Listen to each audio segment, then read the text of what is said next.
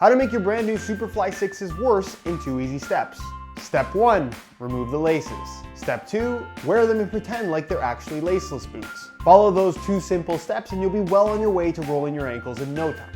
What's going on, guys? Josh from SoccerReviewsForYou.com bringing you a laceless test of the Nike Mercurial Superfly 6. Now, I've talked about why this is a bad idea many times before on this channel already, but every time I go to the field, I always end up seeing somebody wearing Nike boots, whether it's a top-end Flyknit mid-cut model or just one of the takedown models that also happens to feature a one-piece upper without any laces at all, as if they're laceless boots. And I get messages all the time of people asking me whether or not this is a good idea.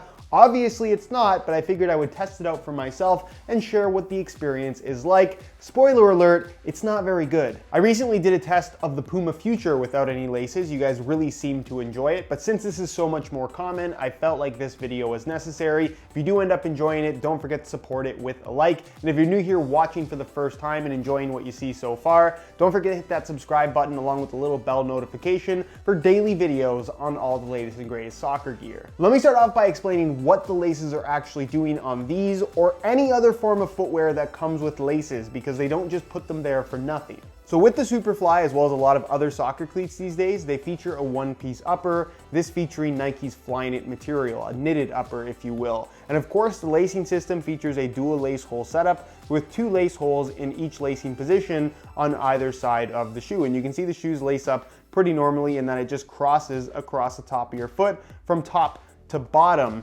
Now, the reason why it does that is to actually stabilize the upper, to hold everything in place, preventing this top part where the laces are positioned from stretching. So when you run around, when you go to strike the ball, when you start sprinting, when you make a quick change of direction, your foot is being held in place, your heel is not going to be slipping, everything is solid inside of the shoe because it's locked in. When you remove the laces, what ends up happening is you now have this elasticated material across the top of the foot that's going to stretch upon any kind of excessive amount of force, which will easily be applied when you're wearing the shoes on your feet, running around, striking the ball, especially when you're sprinting and changing direction. This part stretches, which means that there's no longer any tension on your foot. You're allowing for extra space to be created inside of the shoe, and your foot's essentially free floating inside. There's no heel lockdown, there's no lockdown in the midfoot, and your foot is basically free to slide around inside of the shoe. Are they gonna fall off your feet? No, but is it the best way to get optimal performance out of the shoes? Absolutely 100% no. Think of laces as being almost like a car seat belt. The function of the seat belt is to hold your body inside of the seat in the case of an accident, so it's not flying around. It's for your own safety. Shoelaces are doing the exact same thing. It's stabilizing the upper and it's locking your foot in place inside of the shoe, which is not only good from a safety perspective in that the shoe is going to be much more stable and much more locked in terms of how your foot is being held inside the shoe. It's also going to be more comfortable because your foot's not going to be free floating inside. If it's moving around a lot, that means there's going to be rubbing, especially in the heel area, which is going to lead to blisters and discomfort, especially down the line. So if you pull the laces out of your shoes, you are 100% making them worse, no questions asked. Having said all that, I'm sure there's still some people out there who disagree with me and think that it's perfectly fine to remove the laces on their Superflys or Magistas or whatever model they might have. And those people use these 2 justifications. The first being that the shoes don't fall off my feet even though the laces aren't there, therefore they must be fine. And 2, I actually find it more comfortable without the laces inside of the shoes. Here's why that just doesn't make any sense. Now, of course, when you're talking about comfort, there's always a personal preference element to that, but I can tell you based on my own experience having worn these with and without laces, the difference is pretty astonishing. And I made sure that before I did this playtest, I wore the Superfly 6s with the laces as they're supposed to be worn for about 10 minutes just so I could get a good feel of what the shoe is all about, kind of a fresh reminder inside of my head. Then I removed the laces and performed the whole playtest. And honestly, the difference was way more significant than I was expecting.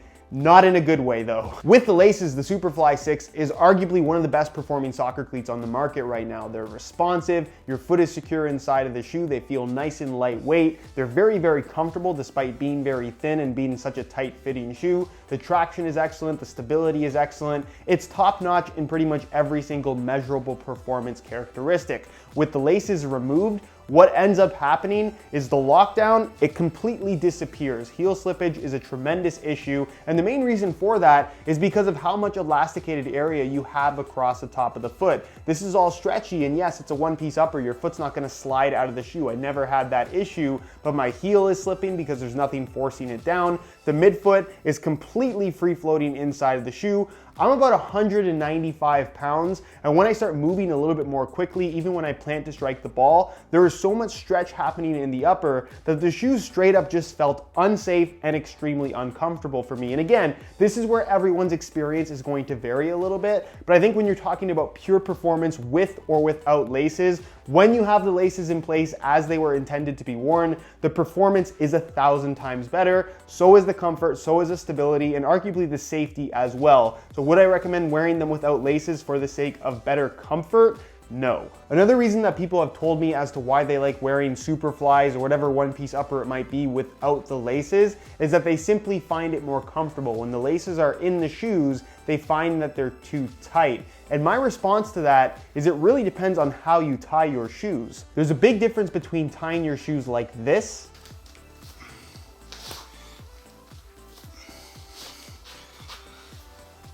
and tying your shoes like this.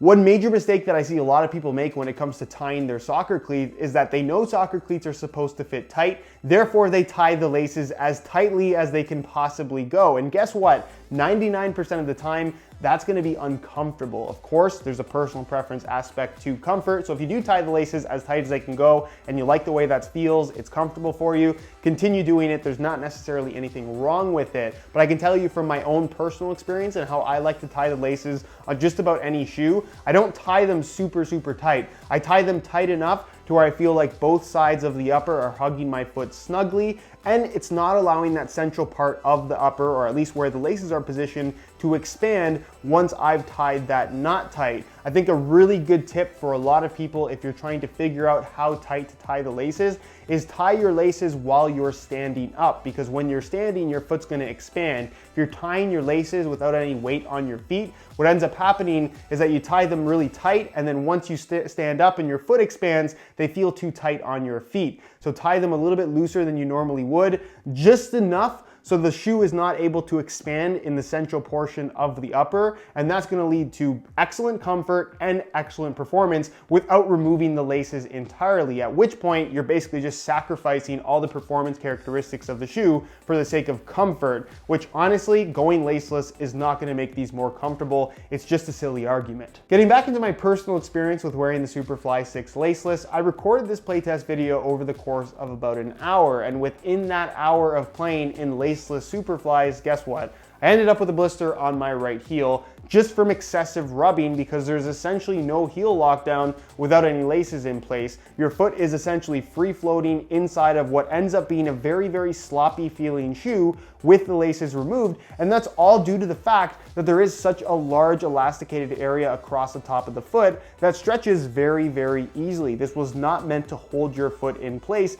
without the addition of laces. That's why the laces are there in the first place. And as far as the mid-cut collar is concerned, I wore the Superfly for this test instead of the Vapor just because it does have the collar, and a lot of people are under the impression that this collar offers lockdown, it offers ankle support, it offers these performance benefits that Nike themselves have never ever said is a thing. People just assume it because of the fact that mid-cut basketball shoes, as an example, are known to provide a little bit more ankle support, and they do because the laces go up that high and there's actual structure around the ankle. This provides the structure of essentially a pair of socks that go over your ankle, and I don't think anybody puts on socks that go over their ankle and think, hey, I'm getting extra ankle support from these socks. So the lockdown is pretty much non-existent, and you go from a shoe that feels very responsive and locked in with the laces to a shoe that feels sloppy, unstable, and straight up just unsafe with the laces removed.